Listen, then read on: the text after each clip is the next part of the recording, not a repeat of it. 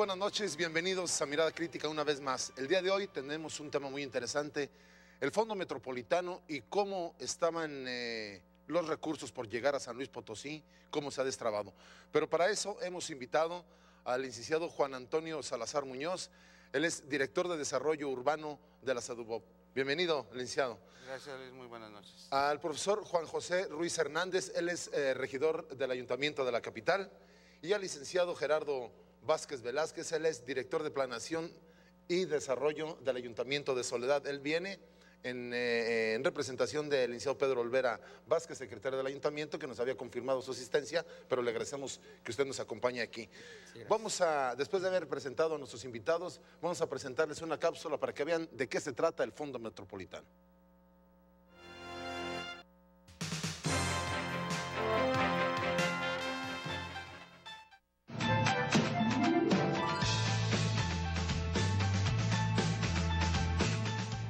Uno de los aspectos más importantes en la economía mexicana es la gran desigualdad en el grado de desarrollo entre los estados, así como en los municipios.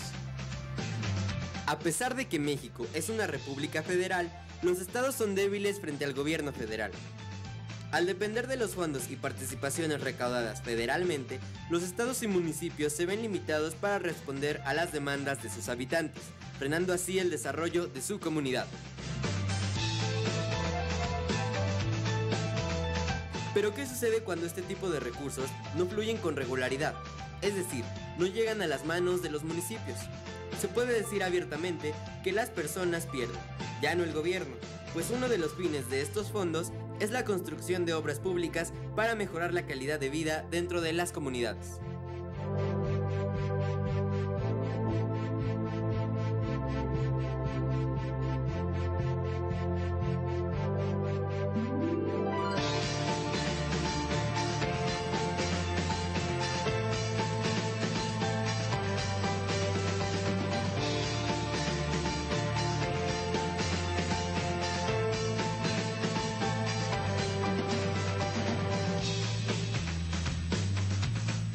Actualmente, la Comisión de Desarrollo Metropolitano de la Cámara de Diputados solicitó a la Secretaría de Hacienda y Crédito Público cambiar las reglas de los fondos metropolitanos para que los presidentes municipales tengan voz y voto en los proyectos. Estos proyectos son puestos a consideración para evaluar la efectividad y productividad que resulte de aprobar cada propuesta. Esto es extremadamente necesario, pues muchas veces el dinero termina desperdiciado o desviándose hacia otros intereses. En un caso más local, estos recursos se encuentran detenidos por diversas cuestiones burocráticas. Sin embargo, municipios como Soledad y San Luis Potosí requieren satisfacer estas necesidades a través de estos fondos para un buen desarrollo público. Hoy en día, la sociedad no solo necesita la circulación de este tipo de apoyos, sino ser espectadores y usuarios de la correcta y limpia utilización de estos fondos por parte de cada gobierno. Para Mirada Crítica, Jesús Compeán.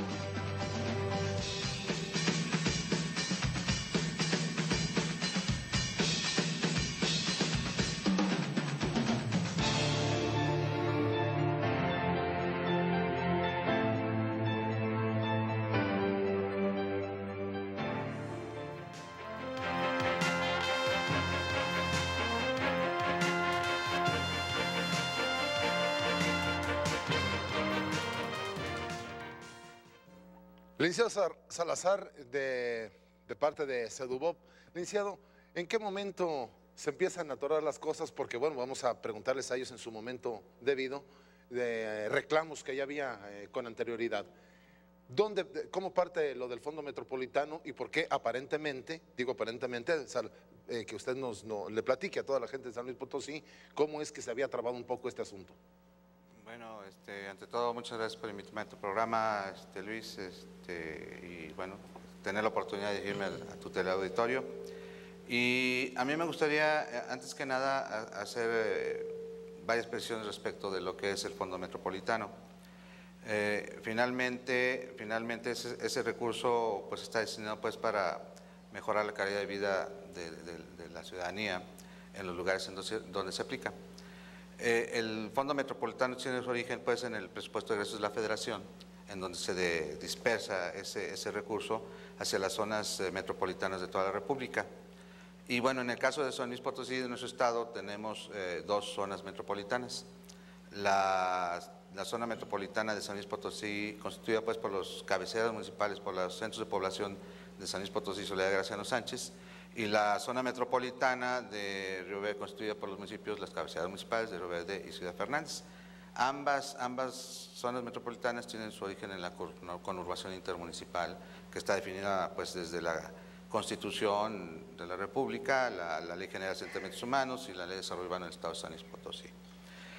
Ese recurso tiene sus reglas de operación. Finalmente, a San Luis Potosí se le genera un recurso semilla en el año de 2010 para efecto de elaborar proyectos. Y esos proyectos, a su vez, poder irse ejecutando conforme fueran viables y, sobre todo, fondeables, porque el presupuesto pues, no llega en abundancia pues, para resolver o solventar todo. Nunca hay presupuesto que alcance para las necesidades de los municipios. En ese sentido, el presupuesto del año pasado se aplica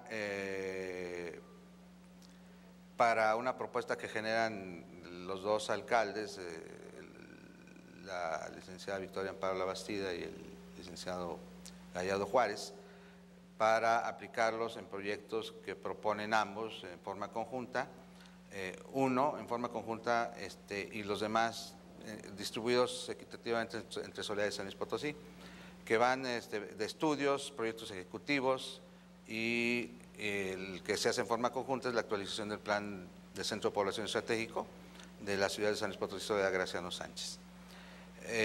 Este recurso, dado los procedimientos pues, que establecen las reglas de operación, se inicia su ejercicio a partir de la creación del Consejo para el Desarrollo Metropolitano del Estado de San Luis Potosí, que eso se hace en 29 de abril del año pasado, y existe la obligación de constituir un fideicomiso para administrar ese recurso.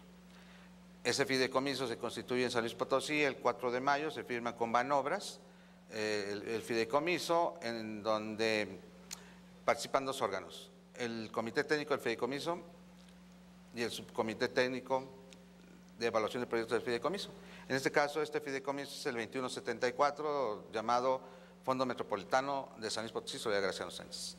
Y el de, bueno, hablaremos adelante del Roberto Ciudad Fernández. Eso sucede en mayo, se generan las reuniones a partir de julio, se genera la propuesta, y hay un detalle muy importante que marca la regla de operación del Fondo Metropolitano que expide la Secretaría de Hacienda y Crédito Público, en donde existe la obligación de constituir por cada proyecto, por cada propuesta, una nota técnica. Esa nota técnica debe tener tres características primordiales. Una, el impacto metropolitano. Debe ser un proyecto de verdadero impacto metropolitano. Yo no puedo decir, voy a hacer esta obra que en realidad nada más va a beneficiar a una colonia. No, la obra tiene que generar un impacto metropolitano. Debe ser una uno obra, de los requisitos. Sí, es uno de los requisitos. El segundo, el impacto ecológico que deba tener esa obra, ¿no? Y desde luego que tienda pues a ese fin último, que es mejorar la calidad de vida de los ciudadanos de la zona metropolitana. Y finalmente el costo-beneficio. El costo-beneficio que se mide, bueno, hay unas reglas para unos lineamientos para determinar el costo-beneficio que establece también la propia Secretaría de Hacienda y Crédito Público, y en términos generales ese costo-beneficio viene descrito para la nota técnica en la regla de operación, de tal manera que cada proyecto que se propone para llevarse a cabo con fondo metropolitano debe de llevar su nota técnica. Se generan las notas técnicas respecto de los proyectos, los estudios y el plan, y por el costo o el techo financiero propuesto no alcanzan todos ser satisfechos. Entonces, se aprueba primero la elaboración de la actualización del plan de centro de población estratégico y posteriormente 12 proyectos de los 15 que había propuesto los alcaldes. Esos 12 proyectos se licitan y sobre esos proyectos es que se ejerce el recurso de este año. Este año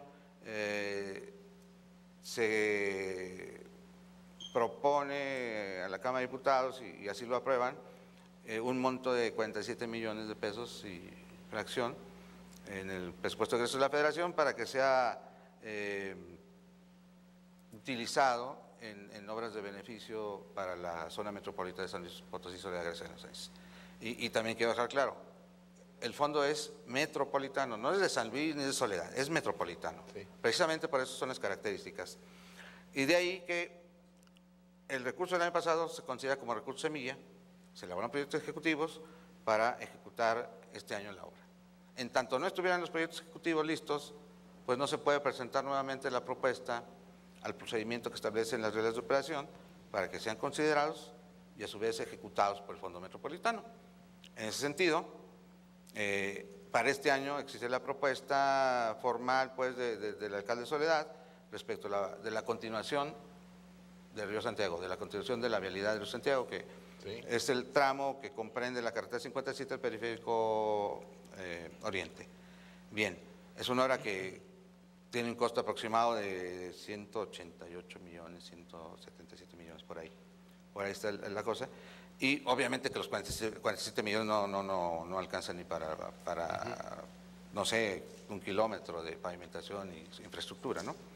Bueno, y por el otro lado, San Luis Potosí, la alcaldesa propone la pavimentación de la calle Libertad, que es una calle importante, porque es la que divide el municipio de Soledad de San Luis y que además adolece de muchas deficiencias, entre ellas pues la infraestructura hidráulica, el propio alumbrado y la pavimentación, sobre todo en el lado o en la zona que colinda con el periférico, porque pues ahí está cerquitas el mercado de abastos y es un problema muy complejo esa zona, ¿no?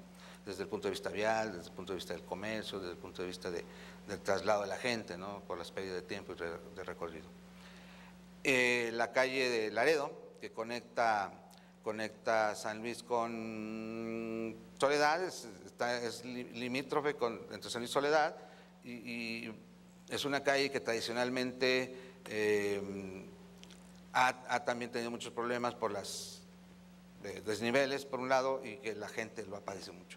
Y además... ¿Me permites interrumpirte? Tenemos que ir a una pausa y regresamos. Pero continuamos, ¿eh? Sí. Vamos y regresamos.